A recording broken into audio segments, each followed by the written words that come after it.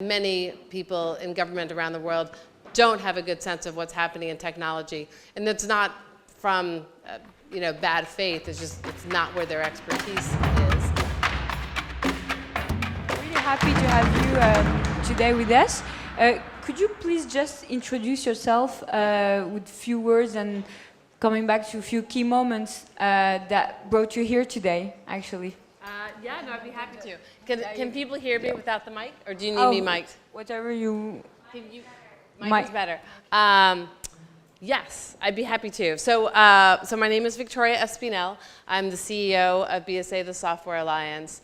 And my career has been a series of really serendipitous, lucky circumstances that all kind of built on each other. So I can tell the story of my career in a way that makes it sound That's really humble of you, but yeah, okay. No, it's true. Like, I can tell it in a way that would make it seem like it was planned, but actually much of it was unplanned, happy coincidences. But in terms of moments that got me here, there are many. I'm gonna mention three jobs I had before this, all of which I felt like taught me something that has been useful along the way. And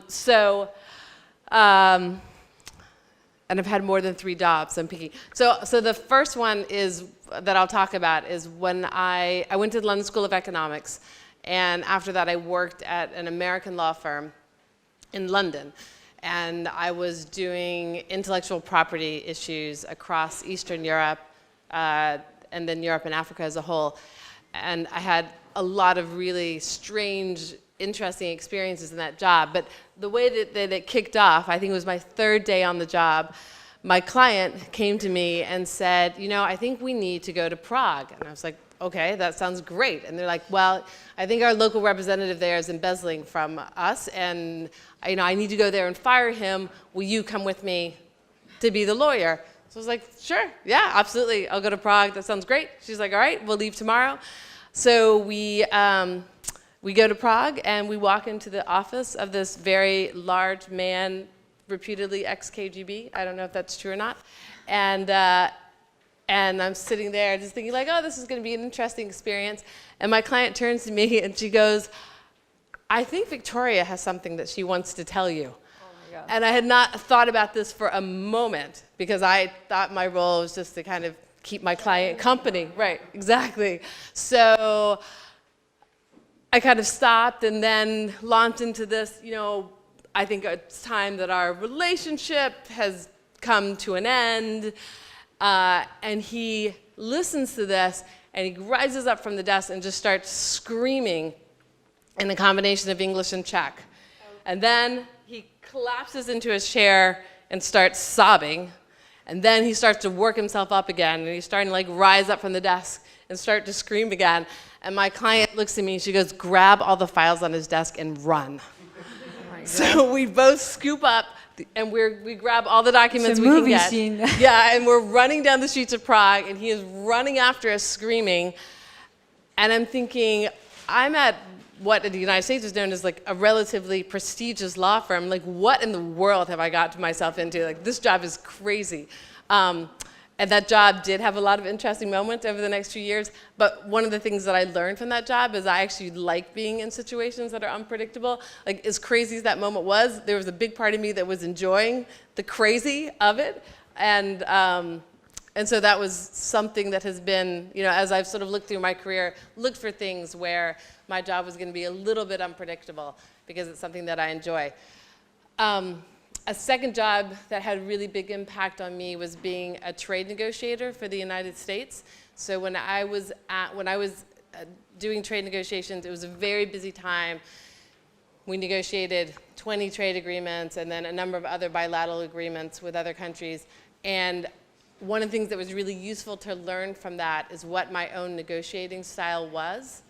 And what I found is that it's really important to me to try, to the extent possible, to leave a negotiation with both sides feeling like they've gotten something out of it. I'm not a scorched earth negotiator. I like, if possible, for everyone to leave the table feeling like maybe they didn't get everything they wanted, but they got something that was important to them.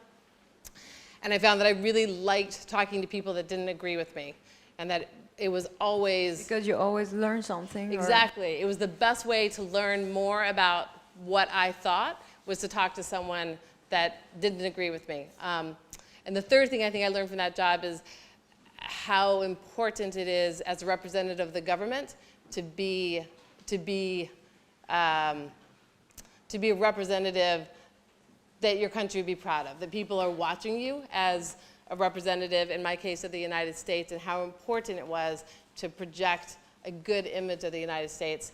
Do you mean like values? More? Yeah, I mean, yes, exactly. You know, people look, other countries look to the United States, they look to France, they look for examples and they make judgments about countries based on individuals. At least that's how it felt to me. So it was really important to me to feel like I was, and I felt a lot of gratification, but also a lot of pressure to represent the United States in a way that reflected well on the United States. And the third job I'll mention is the White House. So lots of interesting memories. You will tell us more about that. But one, you know, one day that stands out, sort of obviously, is the first day. So my office was a brand new office at the White House. It had never existed before. It's very unusual to start any new office anywhere in the federal government. It's extremely unusual to start a new office inside the White House. So you were the first one to do the job. So I was the first one, and I was, when I walked in, I didn't know what to expect. And they, you know, they gave me a badge, and they essentially then took me to a room, and they said, "This is your room, this is your desk," and then they left. And because it was a very much of a startup office inside the White House, so we had no budget, we had no mandate. Coffee at least? No. Actually, the the White House offices are very, there's no coffee, there's no water. I mean, you can buy coffee for yourself and bring it in, but there's nothing that's on offer. And I had no staff, and so I remember sitting in that chair at a desk that was blank, at walls that were blank, and for like 10 minutes, and then thinking like, no one's gonna walk in here, like it's just me. And there was probably like 30 minutes where I was like a little daunted by that.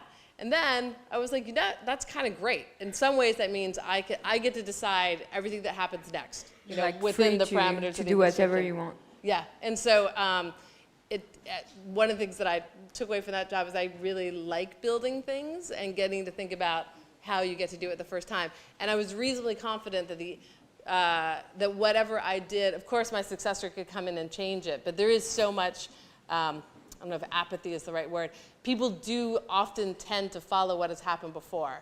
So I knew if I set the office up in a certain way, if I engaged with the public in a certain way, if I put certain structures in place, there was a reasonably good chance that those would survive past me, which is by and large turned out to be the case. But it was a great experience in many different ways. So you like jobs that are unpredictable, you like talking with people who don't agree, and you like building things. And is this spirit that made you change from private to public in 2001? You were a lawyer before, right. and then you went to London. public for the White House and the USTR. What were your motivation? What did you make that move from private to public? So that was, and again, truly like almost every job I had, sort of a lucky coincidence that it even came up as an opportunity. And I will tell you, I was actually very torn about it. I really liked living in London. I really liked the job that I had. I was very ambivalent about going. But in the end, my premise was, well, I'll go. It'll be interesting. I've never represented the US government. I've never been a trade negotiator. That will be somewhat interesting. And my plan was to do it for 2 years and then move back to London. But when I called to accept the job, I hung up the phone 5 times. Really? Because I was on the fence about whether or not I should do it. It turned out to be the best decision, one of the best decisions of my life. I loved representing the US government. I loved being a trade negotiator. Because then you say like 10 years on public. And then I never moved back to London. I've stayed in Washington since then. But I think, so, you know, one of my very, very early jobs, actually the thing that kind of started the rest of my career, was an unpaid internship at this little office inside the Department of Commerce, which is basically the office that regulates the internet. And so, and I had immensely enjoyed that. So I had like a little taste of public service before that. So I had a sense that it was of the range of issues that if you're lucky you can work on in the government, and the impact that you can have if you're willing to be really, really tenacious, because the federal government is a hard place to move. So I had a sense of that, and I thought it would be interesting, and it turned out to be actually so much more interesting than I'd even thought it would be. Everyone must ask you this question, but I will ask you too. What is it to work with Barack Obama? What did you achieve with him? What is like, I mean... So, honestly, he's probably very much like you would expect. He's very thoughtful. He's extremely smart. And he uses that intelligence to be very thoughtful about the policy decisions he makes. He also likes having conversations with people that don't necessarily agree with what he says. So he likes to have that debate in the office. But he's very thoughtful in terms of policy and governing.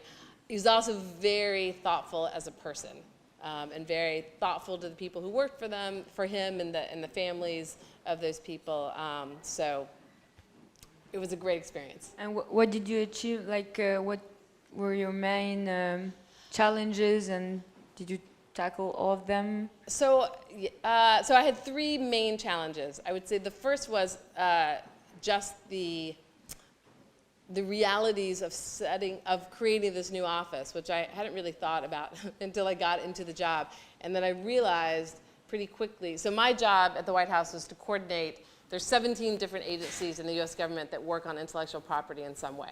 So my job was to coordinate with all those agencies, make sure that they were all not duplicating each other's efforts, and that they were all kind of moving forward in a way that was consistent with the administration priorities, and then to coordinate with other parts of the White House, like the National Economic Council and the Office of Science and Technology Policy, and again, make sure that the White House and the administration as a whole were coordinated.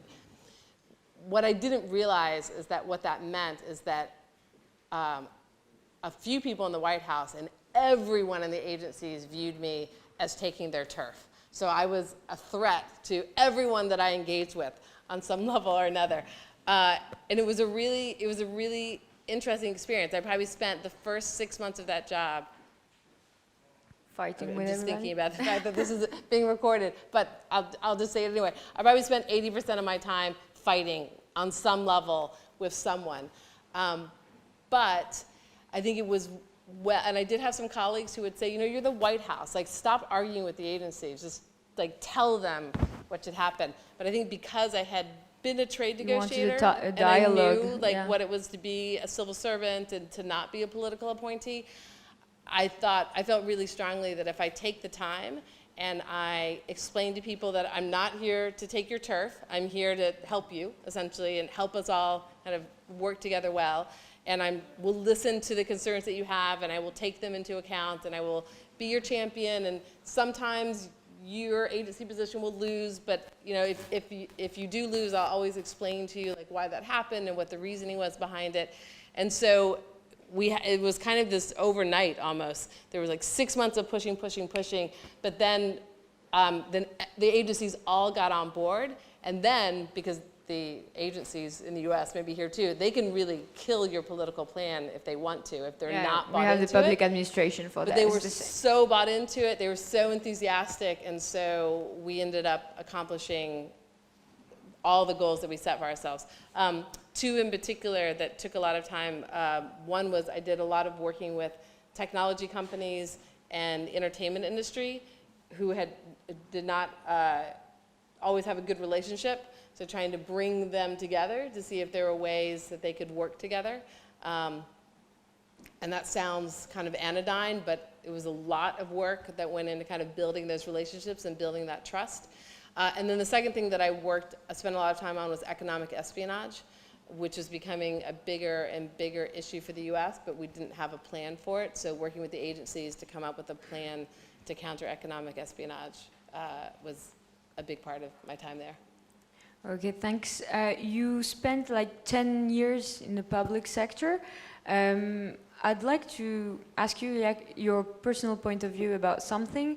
There are less women than men in politics, in public administration too.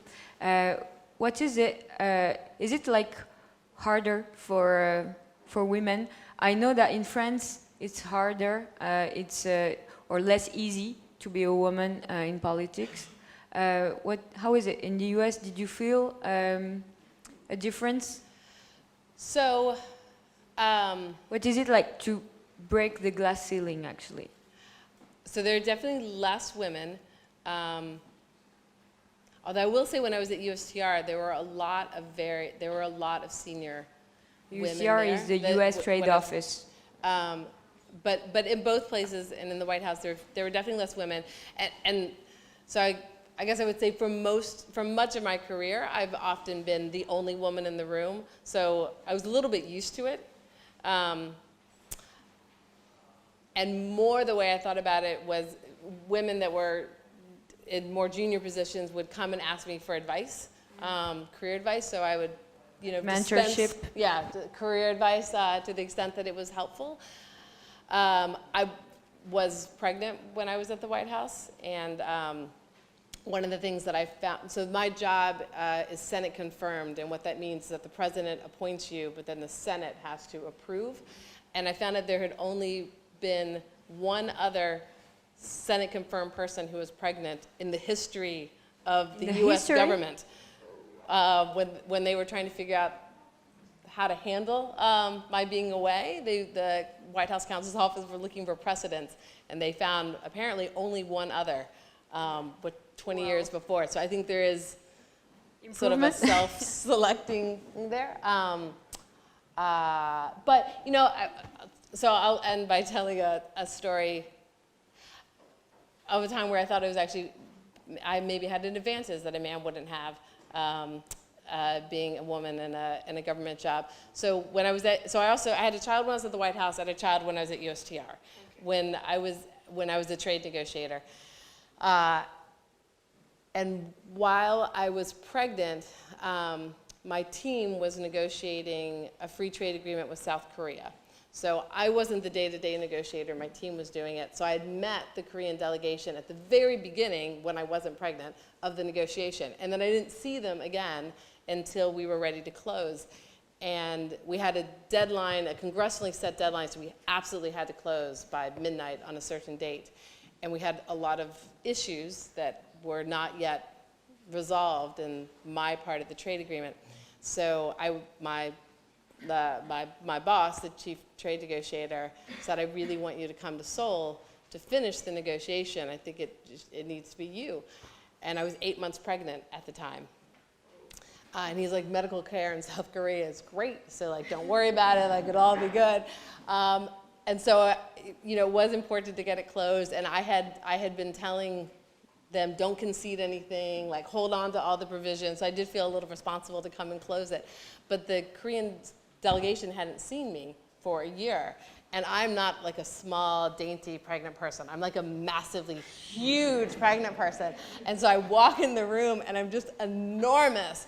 And the entire, I could see their jaws just drop. They were so shocked. And I don't know, I feel unexpected. Like maybe the surprise is a little bit of a negotiating advantage, maybe. I don't know. But certainly it would not be a negotiating advantage that any man could have. I have one last question about the women empowerment. You founded a summer program called Girls Who Code in Washington, D.C. I want you to tell us more about it. It's a program that educates women and support them to go to all the engineering, mathematics, science fields. Can you tell us more about it? Do you think there is a need, an urge for women to try to help women to go in tech or digital? Yeah, absolutely. So, I think that we need more coders and software engineers in general. I think we need, in particular, though, to focus on groups that have been underrepresented in the community. And so women are one of those groups, but not the only group, actually. I think there's a lot that needs to be done in terms of making sure that anyone who lives anywhere in the world that wants to have a tech job actually will have that as a viable opportunity. But certainly women are one of the groups that are underrepresented, woefully underrepresented in the tech industry. So Girls Who Code is a program that is focused on high school girls. From 15 to 18 or? Yeah, 30? exactly. Almost all of the girls that go into the program have never had any exposure to coding at all. It's a 7-week program, and during the course of the 7 weeks, they're taught to program robots and to build an app and to build websites and given sort of basic coding skills. And I think it's a program that I'm really excited about. But I will say, beyond the fact, and some of the girls do then go on to study computer science and become software engineers, but not all of them, which is also a good thing. One of the things that is really important to me is that the girls come out of it with a real sense of confidence. Because I think confidence is, I don't know if I say it's everything, but confidence is a lot. And we're trying to teach this here. So ambition can be thought. That's one of our motto. Agree.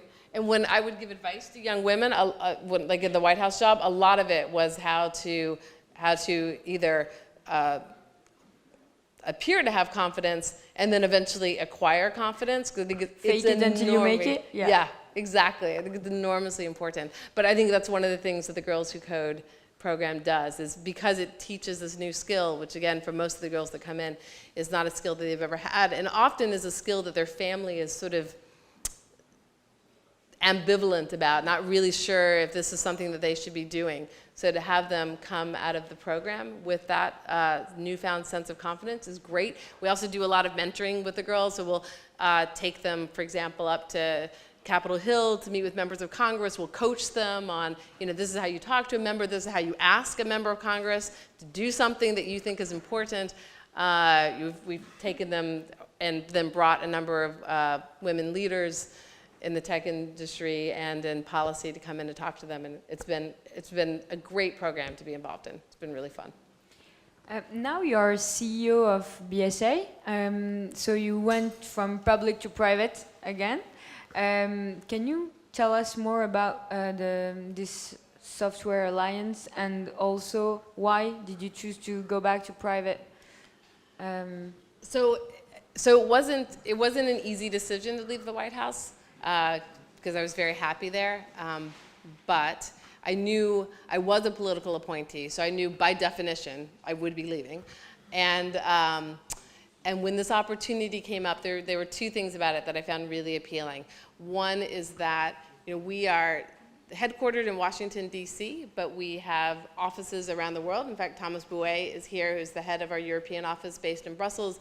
We have offices in Asia and in Latin America, and it's a very global industry, but this is the organization I run is a very global organization. So just to know more about it, it's an independent organization? Yes. International organization? Yes, and we work on technology policy. So we work on issues like privacy and cybersecurity and encryption and artificial intelligence and data issues around the world, with governments around the world. And most of my career other than the White House job, my White House job was probably by far the most domestic job that I had, but most of my career had been very international. So I was really excited about coming back and getting to work on international economic policy issues. And then the second thing that I was excited about was I knew enough about the industry to know that it was going through this sort of massive business model transformation, moving to cloud services and subscription. And so I thought that will be interesting to be a little bit inside of a conversation happening as this massive industry transforms itself. What I didn't know is that while that transition was happening and is continuing to happen, software companies are also more and more data companies.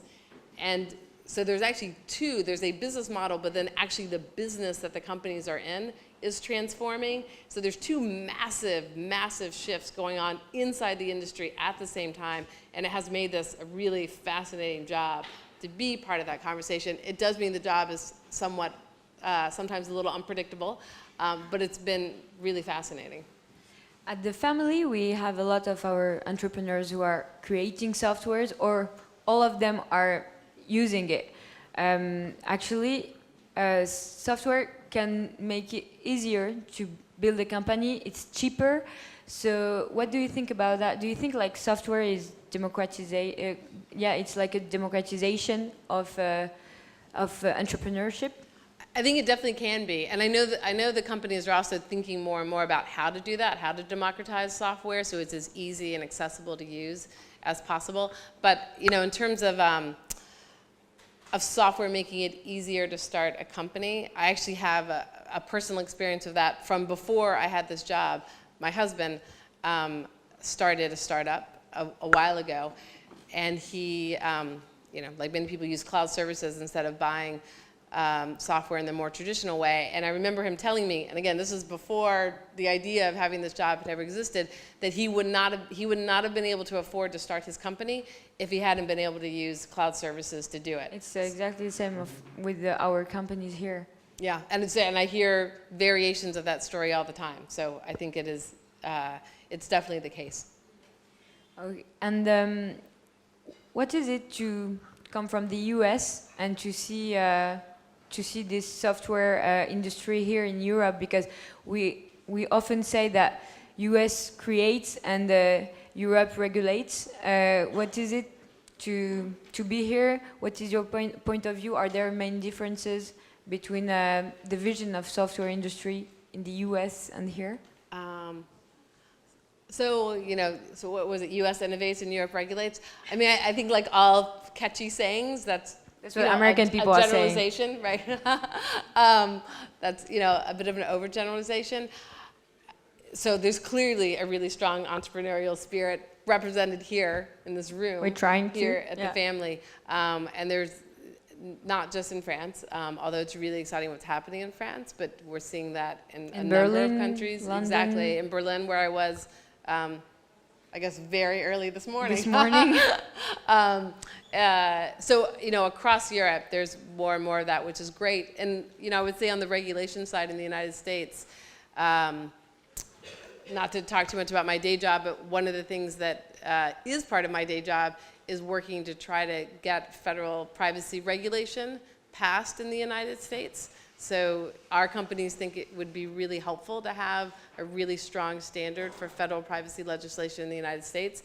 So that is one of the things that we are hoping will be a trend in terms of regulation, and we're going to be working really hard to make that happen in the US.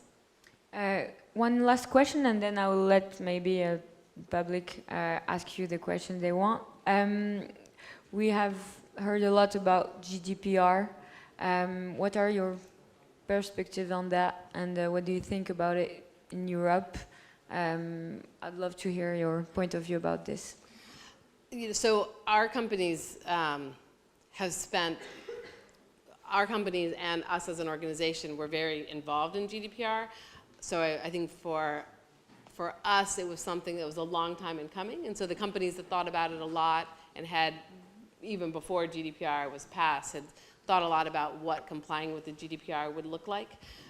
So I think for the companies that I work for, which are companies like Apple and Microsoft and Siemens and Salesforce and others, I think it was a transition that they had been planning for. I think in the United States, I think it was more of a surprise to some industry sectors that had been less involved in it, but do have business in Europe, and so they're sort of in the process of figuring out the changes that they're going to need to make.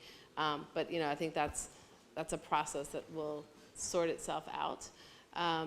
In the U.S., as I said, we're pushing for privacy legislation, and the way I would characterize it is we would like to have something in the U.S. that was as high a standard.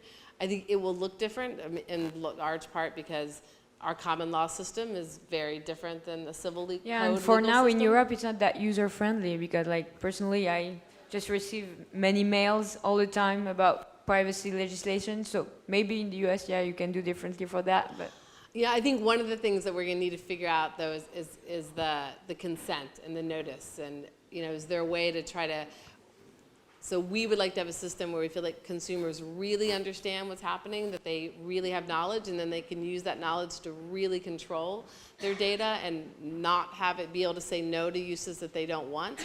But before we even get to the control, we have to figure out the knowledge piece. And I think that's really difficult, right? To have a way of explaining to the general public, who frankly shouldn't have to spend a lot of time thinking about it, what's happening to their data. And I don't think we've quite figured that out yet. Thank you. Do you have any questions in the public? I'm gonna, yeah.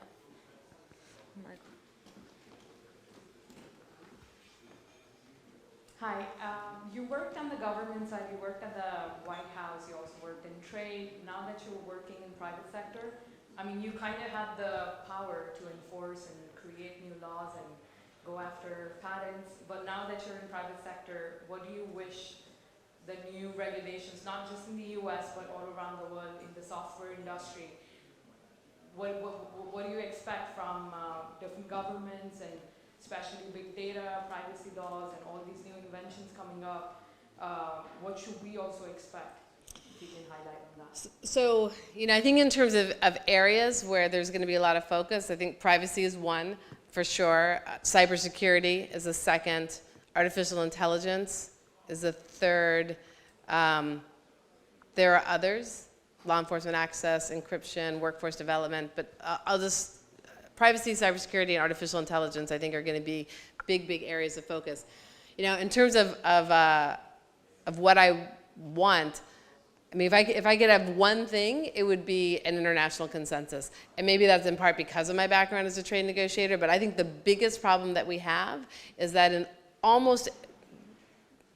every area where I work, there is no international consensus. There are no international legal rules, there are no international norms, and that causes a variety of problems, one of which is unpredictability.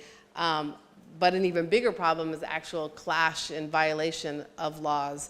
And I think that, data and software and technology are clearly, they're not going away. They're a big part of the European economy. They're a big part of the US economy, a big part of the Indian economy, the Japanese economy, the South Korean economy. I mean, that is not a trend that I think is going to stop. And so this deficiency, what I would consider to be a deficiency right now in our international legal system, that there are no rules and there are no consensus, that's clearly not sustainable for something that has such a big impact on the economy, not to mention such a big impact on society. But it's hard to come to international consensus. And so if I could ask for one thing, it would be international consensus. But I also know that that's probably, a 3-year, a 5-year, maybe a 10-year journey on some issues. Go back. Yeah. Thank you. Is there any other question? Yeah, Miss? Could you please elaborate a little bit on your business model now that you work in a private company? Because that's not that clear so far. Yeah, absolutely. So I run a nonprofit trade association. So what we do is we bring together software companies like Siemens and Apple and Microsoft and Salesforce, and we work with them to come up with what we think are the best policy solutions. So, for example, we need to have strong privacy legislation in the United States.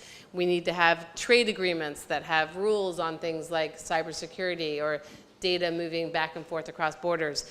We need governments to not undermine encryption. We work with our companies to come up with those sort of policy positions that we think governments should adopt, and then we work with the governments to explain why we think those are the right outcomes. Is there any question? Yeah. So I've noticed that there is currently quite a big gap between the tech world and the law world. For example, my aunt is working in a company called Mediametry. They basically do surveys, and the CNIL, which is the organism in France that basically controls what companies do with people's data, forbid them to do things because they don't understand what companies can do with data. So how do you deal with the gap between the tech world and the law world? Well, actually, I think in some ways that's probably a really good way of describing what my job is. So, we work with technology companies and software companies that are out there innovating and creating new services. And then our job is to work with governments that are making laws and policies around the world and try to bridge that gap. And so a big part of what we do is education. It will probably not surprise you to learn that many people in government around the world don't have a good sense of what's happening in technology. And it's not from bad faith, it's not where their expertise is. And so a big part of what we do is to try to explain to people that are making laws what those gaps are and why they matter, and what the downsides of not trying to bridge those gaps would be. Thank you. One last question, maybe? Yeah, thank you. Hi. So in France, we're quite famous for our bureaucracy and really slow administration. I feel like this might be a problem with many governments and administrations, but what do you think that realistically governments could start acting a little bit more like private companies and startups and just working more efficiently, and what can we do to kind of move in that direction?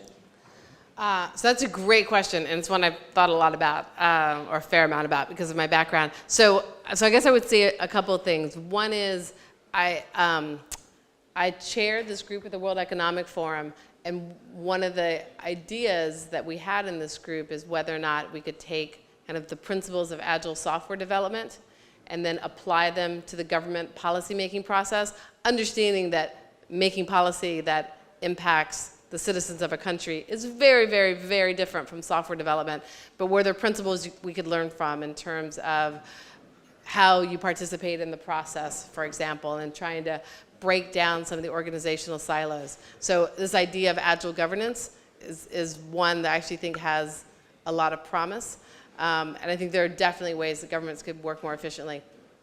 The second thing I'll say, and I never figured this out while I was in government, but I think it's definitely something that needs to be figured out. So I thought one of the big problems that I had as a policymaker is that it was really hard to get information from the public in terms of what that they were interested in. And actually, I remember when I started at the White House, I went to talk to our Office of Science and Technology Policy, and this is the problem I have. This is such a tech-forward administration. I'm sure you guys have a great answer to this. Give me the technology tool that I need so that I can get all the input that I want from the public. And it turned out we didn't have that technology tool. So my analog way of doing it was just meet with people. I had a tiny, tiny travel budget, and I spent every dollar of it traveling around the United States, meeting with people that agreed with me, and trying to meet with as many people who disagreed as possible, and then meeting with people in Washington. But I think that, not just for the U.S. government, I think the ability to really understand what the citizens are thinking, what they really care about, is very, very difficult. And the processes that governments have for getting that information are very antiquated. And not user-friendly. And I think the Obama administration tried, there was this we the people idea, but it's clearly not something that's been figured out. And then the second part of that is that I think it's very hard, or it's not as clean as it should be for governments to explain back to citizens why they made the decisions that they made. And so I think there's a big input problem in terms of getting the views, which I think anyone who's in government for the right reasons is there to serve the citizens. So they have a real interest in wanting to know what the public thinks, but it's really hard to find that out in an accurate way. And then having better mechanisms to convey back to the public what decision government has made, why they made those decisions, what they think the impact of those decisions are going to be. And I'm hopeful that someone, and I'd love to be part of that process, I feel like this is something that absolutely needs to be figured out. Working on it. Oh, that's fantastic. Does anyone have another question? No? Thanks a lot, Victoria, for this fireside chat. Thank you for being here.